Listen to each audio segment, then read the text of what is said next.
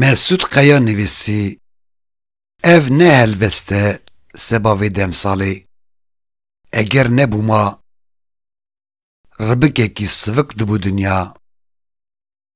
wê misqalek ken kêm nebûya ji rûyê te ne jî çend dilopên hêsirên çavan eger nebûma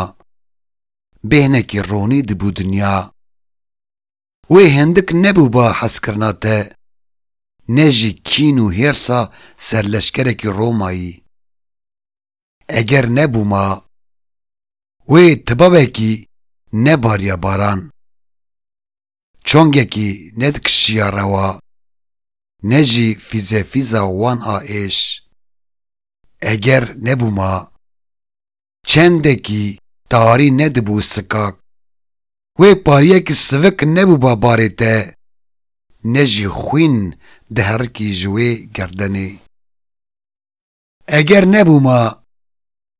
tê wexteke din nejiya wê li ber te firehtir nebûba dinya ne jî bejna dareke spîndarê ne jî qavilekî li derahanê ne jî kulîlkeke behîvê ne jî biharekê ne jî baran ne jî berf ne jî cem